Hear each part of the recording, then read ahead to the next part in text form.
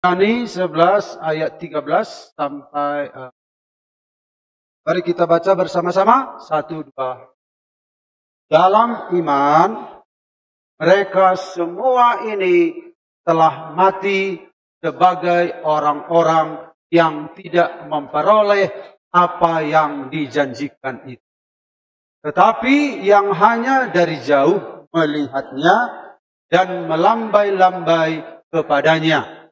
Dan yang mengakui bahwa mereka adalah orang asing dan pendatang. Sebab mereka yang berkata demikian menyatakan bahwa mereka dengan rindu mencari suatu tanah air. Dan kalau sekiranya dalam hal itu mereka ingat akan tanah asal yang telah mereka tinggalkan, maka mereka cukup mempunyai kesempatan untuk pulang ke situ. Tetapi sekarang mereka merindukan tanah air yang lebih baik, yaitu satu tanah air surgawi.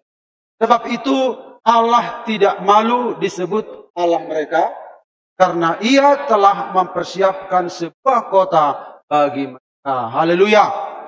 Nah, Bapak Ibu, ini adalah perikop iman, ya. Kalau dalam pasal 11 ini semuanya tentang iman. Nah, jadi Bapak Ibu, sini kita lihat perikop iman ini adalah tokoh-tokoh iman yang luar biasa yang seringkali sudah kita bahas. Namun ada bagian yang mungkin mengganjal di dalam pikiran.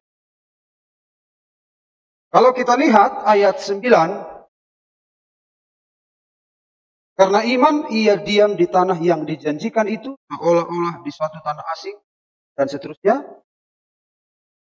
Dengan iman mereka, ayat 11, karena iman ia juga dan Sarah beroleh kekuatan untuk menurunkan anak cucu. Dan dengan iman mereka mendapatkan ini. Dengan iman mereka memenangkan ini, peperangan. Dengan iman, dan iman, dengan iman. Tapi di dalam ayat yang baru kita baca ini bagi saya membuat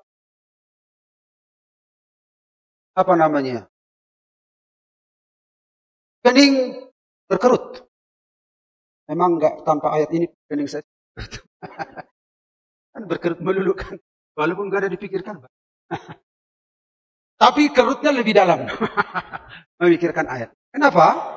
Karena kalau di ayat di atas, kan iman mereka mendapatkan, memperoleh, dan ayat di bawahnya juga karena iman mereka memperoleh. Tetapi dalam ayat 13, dalam iman mereka semua ini telah mati sebagai orang-orang yang tidak memperoleh apa yang dijanjikan. Salahkah ayat ini? Tidak salah. Hanya kita perlu memahami secara lengkap itu. Bagi kita mungkin, kalau begini ya beriman, apa saya pikirnya iman itu alat untuk mendapatkan apa yang kuinginkan di dunia. Tetapi Allah terus terang membuka ini supaya kita memahami iman itu. Itu sebenarnya.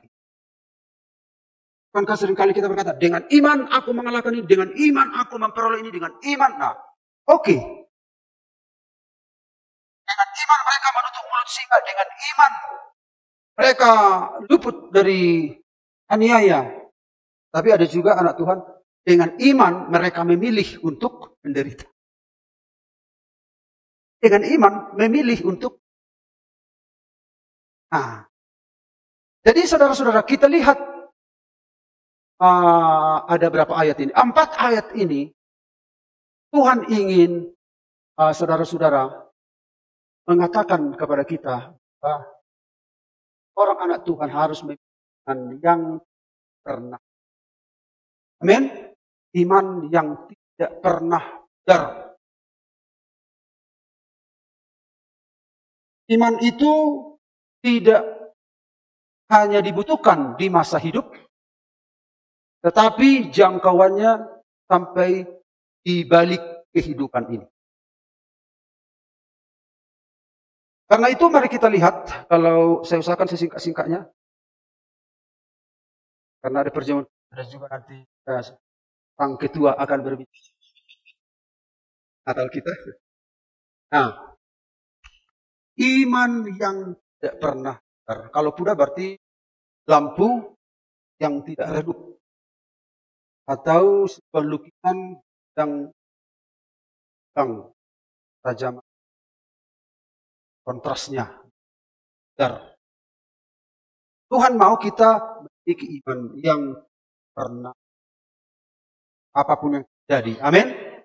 Amin Bapak Ibu. Nah, mari kita lihat Bapak Ibu. Bagaimanakah keberadaan iman yang tidak pernah terjadi? Di dalam ayat 13, dalam iman mereka semua ini telah mati. Sebagai orang-orang yang tidak memperoleh apa yang dijanjikan.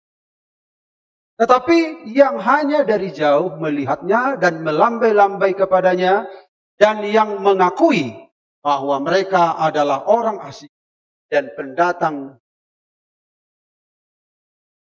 Jadi yang pertama kita lihat, iman yang tidak pernah pudar itu melihat jauh. Jauh ke depan.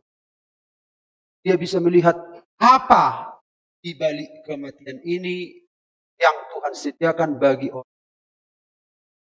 Bukan apa yang Tuhan sediakan bagiku selama hidupku. Itu nanti iman itu akan pudar nanti kalau tolok ukurnya di sepanjang hidup ini. Tapi iman yang tidak pernah pudar itu di balik kematian ada apa? Harus ke sana, jauh ke depan. Lalu ada orang bilang, jauh dulu katanya. Memang harus begitu. Kalau hanya apanya Bapak Ibu begini, pudar nanti, akan pudar. Nah, mari saudara-saudara, yang pertama, iman yang tidak pernah pudar itu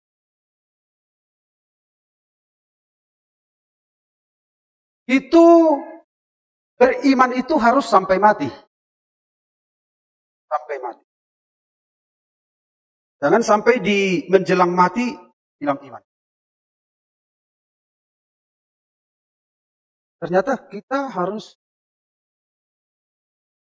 kalau di zaman dulu Bapak Ibu, ada gereja kita dulu, mereka mengatakan, gak usahlah kita menanam kelapa.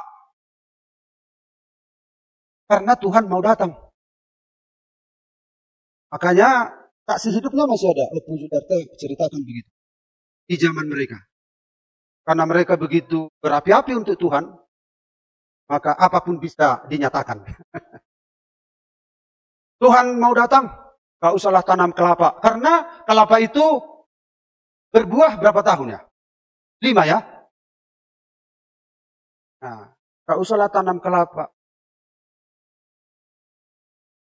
Bahkan mereka gak usah berkeluarga. Karena Tuhan gak lama lagi datang. Nah, ketika ada orang nanam kelapa, dia ada bebenomui, dia sama bebenomui. Katanya. Jadi akhirnya mereka gak berbuat apa-apa. Mereka gak berbuat apa-apa. Padahal orang sudah pada panen. Mereka hanya melihat. Kamar naruhati. Kan. Kamar naruh. Wanamai. Oh mungkin 5 tahun naik. Ronamai. Akhirnya nggak ditanam. Sementara orang tanam terus. Panen terus. Akhirnya.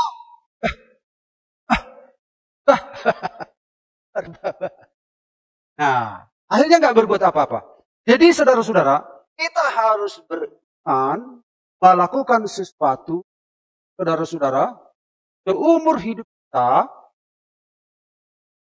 seolah-olah sampai di balik kematian ini pun kita bisa mengambil hasil. Kalaupun di masa hidup ini saya nggak bisa mengambil hasil, saya tahu di balik kematian saya bisa mengambil hasilnya. Itulah iman yang tidak pernah. Lalu kita melihat Bapak Ibu, singkat saja. Percaya walau tidak melihat. Percaya walau tidak. Walau ku tak dapat melihat. Kata.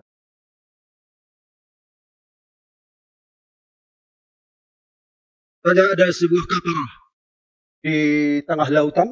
Daratan kan nggak kelihatan. Tapi dia punya kompas. Dia mengandalkan kompas. Dia tahu walaupun dia tidak melihat darat, kompas ini akan menunjukkan arah yang tepat. Tidak melihat daratan. Tetapi begitu yakin dia, kompas ini akan membawa kami. Demikian juga dengan iman. Kita belum melihat depan. Kita belum melihat pelabuhan damai itu. Kita belum melihat surga itu. Tetapi kita tahu iman ini bagaikan kompas hidup kita. Yang akan membawa kita ke yang mana. Amin Bapak Ibu. Jadi saudara-saudara, melihat jauh ke depan. Jadi orang seringkali hal-hal yang terlihat yang seringkali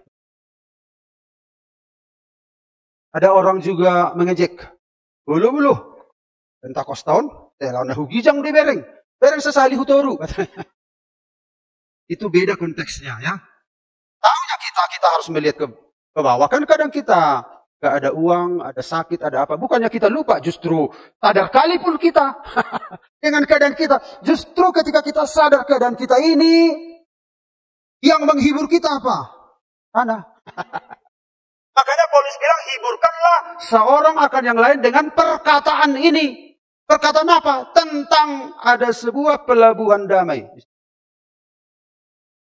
Karena sadarnya kita, kesadaran itu yang memicu. Makanya kita berkemenangan dalam hidup ini. Kita nggak bisa sangkal kita punya banyak masalah. Kita bukan lupa daratan. Kita bukan lupa dunia ini. Kita tinggal di sini. Justru ini menjadi proses sekolah dalam hidup kita. Tapi yang memenangkan kita, yang menghibur kita apa?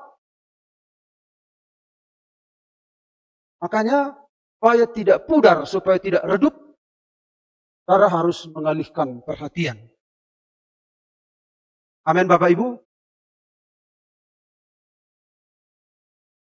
Pengharapan itu aktif. Itu sama seperti seorang atlet. Dia belum tahu jadwal kapan dia akan bertanding. Mau olimpiade, nggak tahu. Pokoknya dia begitu bersemangat. Dia melatih dirinya. Dia mempersiapkan diri. Sama seperti kita pun tidak tahu hidup kita kapan berakhir. Dan kita tidak tahu kapan Tuhan datang. Tetapi seperti seorang atlet kita mempersiapkan diri. Ada aktif hidupnya itu, kerohaniannya itu aktif. Pengharapannya itu aktif. Dia melatih dirinya. Aku melatih tubuhku, kata Rasul Paulus. Latihan badani terbatas gunanya. Tetapi ibadah itu berguna bukan hanya untuk hidup ini saja, tetapi untuk hidup yang akan datang. Perlu kita olahraga, tetapi ibadah lebih berguna. Karena lintas kehidupan. Hanya latih diri ibadah. Ya Bapak Ibu, amin. Bukan hanya ibadah minggu, latih ibadah itu apa? Yaitu latih hidup. ampun. Latih hidup sabar, latih hidup bersukacita dalam keadaan susah, latih hidup bersyukur, walaupun tidak cocok dengan keadaan, latih diri. Itu namanya latih ibadah itu. Bukan hanya latih diri memuji Tuhan. Latih diri sekali seminggu, enggak.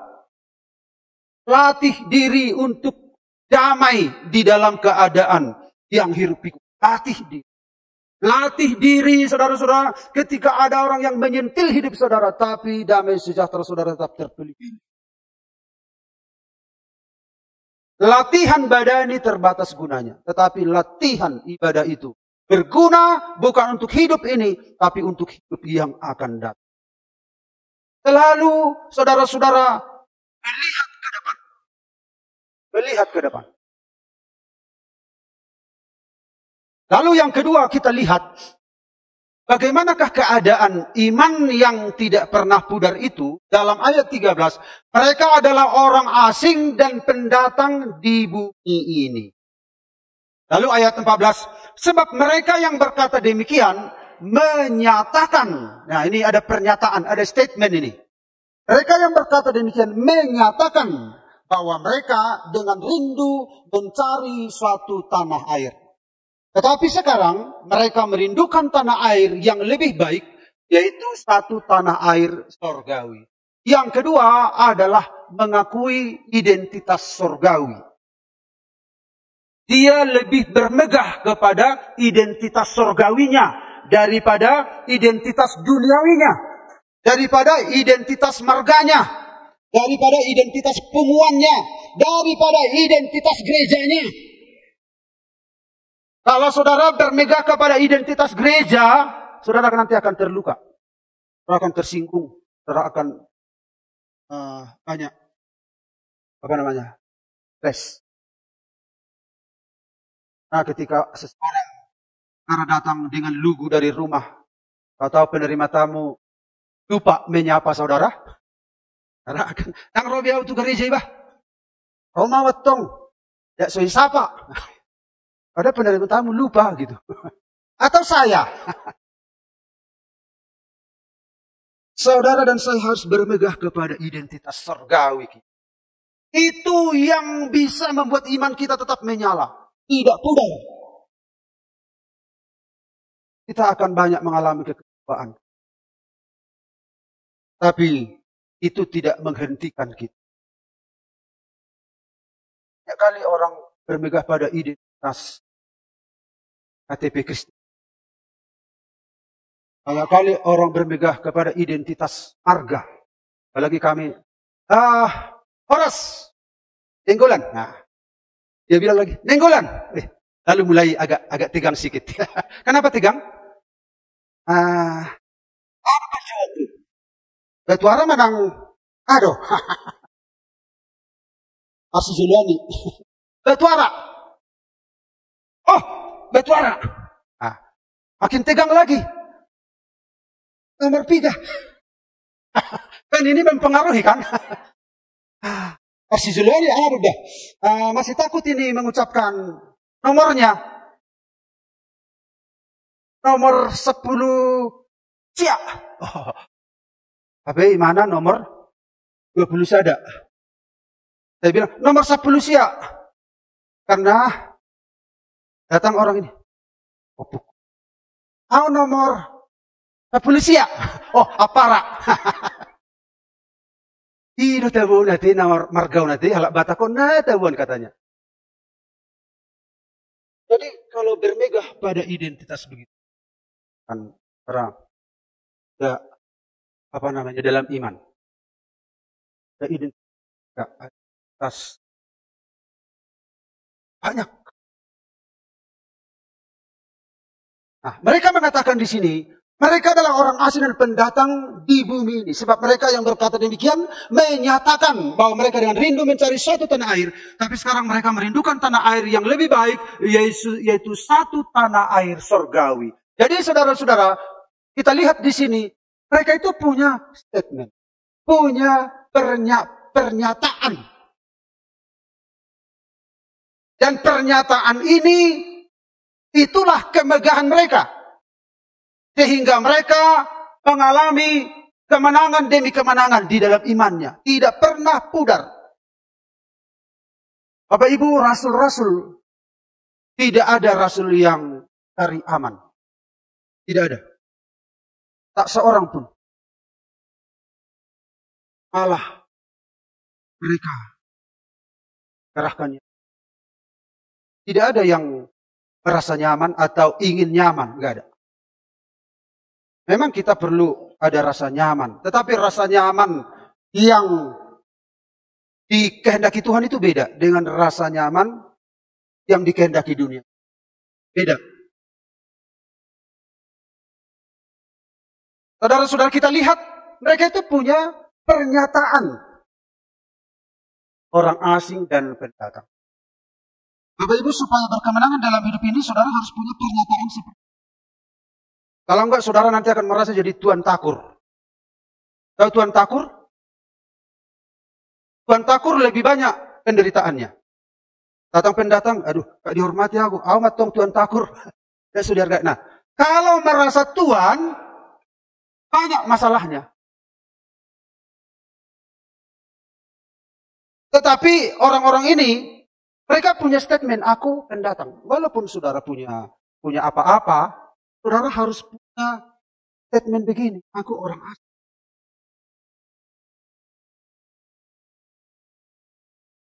Jadi saudara-saudara, itu yang membuat mereka berkemenangan. Kan karena digusur kayak kami di Bapoki. Cang Boy bangun, jago. Kan gara-gara itu, bukan, saya tidak sedang, apa ini, membuat itu ilustrasinya. Bukan. Memang rahasia untuk memiliki iman yang tidak pernah pudar seperti ini. Aku datang. Saudara-saudara, kita lihat orang Israel ya. Orang Israel, ini Israel. Setiap mereka, ini benua Afrika, Eropa, Asia, Amerika di sana. Ya, orang Yahudi itu tersebar di berbagai negara. Tersebar. Di Rusia, di Eropa, di Afrika. Karena saya juga lihat film kisah nyata orang Yahudi yang tinggal di Afrika. Ternyata mereka itu, saudara-saudara, punya kesadaran bahwa mereka itu satu bangsa dari berbagai tempat. Walaupun dari generasi ke generasi, orang Yahudi ini darahnya makuling mudarna begitu. Lebih kuat dari orang Batak. Orang Batak kan di pengharapan berubah. Batak. Tapi kalau bicara tentang menolong, enggak berhenti. Kalau dari sisi sama orang Bataknya kita, di perantauan kental kali apa orang Batak. Bukan orang Batak. Tapi dari sisi pertolongan, belum. Itu lain hal. Tapi orang Yahudi dari seluruh dunia, mungkin dia dari berapa generasi di Rusia, berapa generasi di Afrika, berapa generasi di Amerika, bahkan di Indonesia. Mereka itu punya komunitas yang terhubung dengan Yerusalem. Makanya jadi mereka itu merayakan Paskah ya. Paskah di berbagai negara mereka merayakan Paskah. Tapi orang-orang tua Yahudi punya sebuah kalimat yang diulang-ulang setiap mereka merayakan Paskah kepada anak-anaknya. Jadi Paskah ini diceritakan oleh orang tuanya kepada anak-anaknya, bagaimana kita dibebaskan Tuhan dari Mesir menuju tanah Kanaan oleh karena Paskah. Darah domba. Lalu anak-anaknya berkata, lalu kenapa kita di sini, Pak? Di Amerika, di Rusia. Lalu ayahnya berkata, kalimat ini diulang-ulang dari tahun ke tahun. Kalau anaknya ini sudah jadi kakek nanti, dia juga akan menyatakan kepada anaknya kalimat ini. Apa yang diucapkan? Tahun ini kita merayakan Paskah. Tahun depan kita di. Setiap tahun, setiap merayakan Paskah. Kita merayakan Paskah di sini, tahun depan kita di. Artinya, ada pengharapan satu waktu akan kembali ke Yerusalem. Ke Yerusalem, ke Yerusalem. Jadi semua orang Yahudi yang berdiaspora itu akan kembali ke Yerusalem. Semakmur apapun mereka di Rusia, di Afrika, di Eropa, di Amerika. Tapi mereka selalu rindu ingin pulang ke Yerusalem. Makanya lihat orang Israel banyak yang pulang. Dan ketika mereka ada di bandara, mereka bernyanyi. Benu shalom elehi. Elehi. Benu shalom elehi. Benu shalom, shalom, shalom elehi. Wah. Jadi ketika orang Israel kembali disambut. Sehebat apapun, semakmur apapun. Ke Yerusalemlah hati mereka.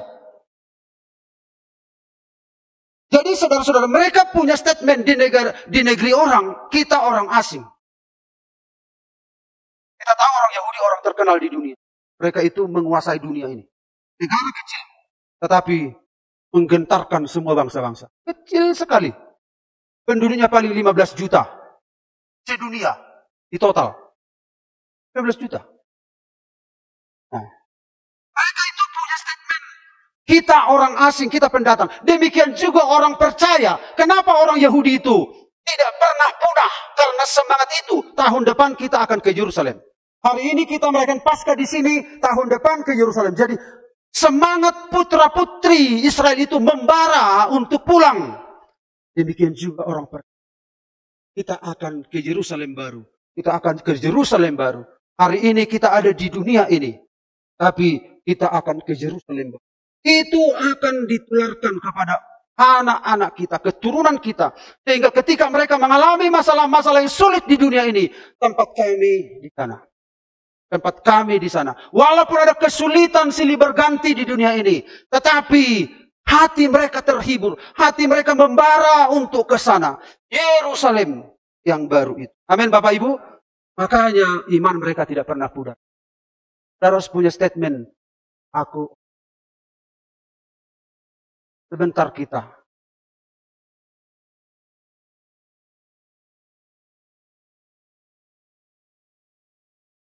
Merindukan tanah air yang lebih.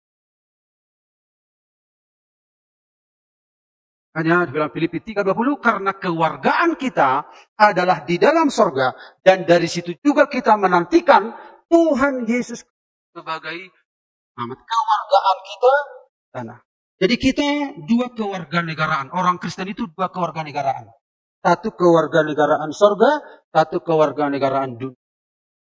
Tapi kewarganegaraan dunia ini akan sebentar. Kewarganegaraan sorgawi itu akan berlangsung. Karena itu, saudara-saudara, saudara harus bermegah pada identitas saudara. Saudara harus lebih bangga dengan status saudara sebagai anak Tuhan. Harus lebih bangga daripada status saudara sebagai anaknya si Anu, anaknya si Anu. Sukunya ini, sukunya ini. Saudara harus lebih bangga kepada status saudara. Amin Bapak Ibu. Yang berikut yang terakhir. Dan kalau sekiranya dalam hal itu mereka ingat akan tanah asal yang telah mereka tinggalkan, maka mereka cukup mempunyai kesempatan untuk pulang ke situ. Jadi iman yang tidak pernah pudar ini, keberadaan iman yang tidak pernah pudar ini, menolak untuk mundur.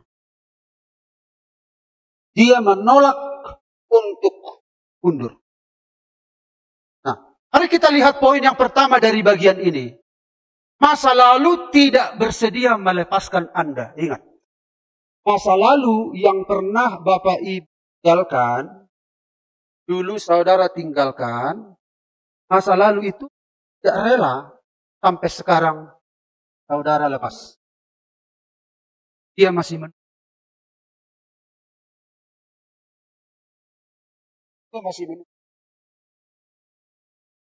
Bagaimana? Orang-orang ini, mereka menolak. Mereka punya sebuah keputusan. Jangan sudah pikir, sudah selesai. Iya, sudah selesai. Tapi dia masih menunggu. Kapan? Karena ketika kita dalam perjalanan mengikut Tuhan, dia tahu Masa lalu itu tahu letak kelemahan kita di mana. Dia menunggu-nunggu karakter kita yang dia sukai di masa lalu kita. Kebiasaan kita yang dia sukai di masa lalu kita. Tapi saudara dan saya harus memiliki sebuah keputusan. Saudara harus menolak dengan kekuatan Tuhan. Amin, Bapak Ibu. Jangan pikir sudah selesai. Saudara sudah selesai, tapi dia masih menunggu. Bukankah Yohanes ketika dia menginjil bersama dengan Paulus, lalu akhirnya dia kembali. Bukankah Demas juga ada dalam rombongan Rasul, tetapi dia kembali karena masih menunggu. Dia tidak rela seorang anak Tuhan keluar dari komunitasnya. Karena itu kita harus sungguh-sungguh, harus menyerahkan diri sepenuhnya kepada Tuhan. Dia menoleh ke belakang. Dia menoleh ke belakang. Dia panggil, karena dari belakang masih dipanggil. Mana mungkin kau hidup benar? Aha, gak mungkin, udah ku coba dulu, gak bisa. Tapi saudara harus mengenal Allah. Minggu yang lalu tentang mengenal Allah. Mengenal Allah itu intim. Lebih dekat. Bukan berarti saudara takut, tidak. Tetapi saudara harus punya tekad. Saudara harus punya keputusan. Masa lalu tidak bersedia melepaskan Anda. Yang kedua, kita lihat juga maju atau mundur punya kesempatan yang sama. Kalau kita baca tadi ayatnya, dan kalau sekiranya dalam hal itu mereka ingat akan tanah asal yang telah mereka tinggalkan, maka mereka cukup mempunyai kesempatan untuk pulang ke tokoh-tokoh iman ini. Bukanlah yang sudah terputus dengan dunia ini, tetapi saudara-saudara dikatakan di sini, ternyata mereka punya cukup kesempatan untuk balik dan punya kesempatan untuk melanjutkan, kesempatan untuk mundur dan kesempatan untuk maju, punya kuantitas waktu yang sama. Tetapi tokoh-tokoh iman ini, mereka mengatakan, saya mau ikut. Rasul Paulus berkata, aku melupakan apa yang ada di hadapanku, di belakangku. Kita melupakan, tetapi dunia ini belum melupakan kita. Udah tahunya aku kau, masih tahu kau kan. Kita sudah lupakan, tapi dia masih menunggu. Udah tahu aku. Letak-letak kekurangan kelemahanmu, udah tahu aku. Tapi Paulus tekad. Iya, saudara. Biarkan kuasa Tuhan terjadi. Bukan dengan diri kami, kata Paulus, tapi dengan kekuatan Allah. Aku melupakan apa yang ada di belakangku dan mengerahkan diri kepada apa yang ada di hadapanku. Dan berlari-lari.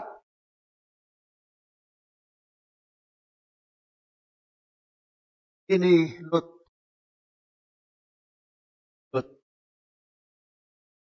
Dia masa lalunya masih memanggil-manggil. Tetapi dia dengar. Dia dengar. Tuhan sudah bilang jangan lihat ke belakang. Jangan lihat. Kalau melihat kan sudah mengarahkan diri. Sudah siap untuk ke sana. Ini istri Lot mengarahkan diri.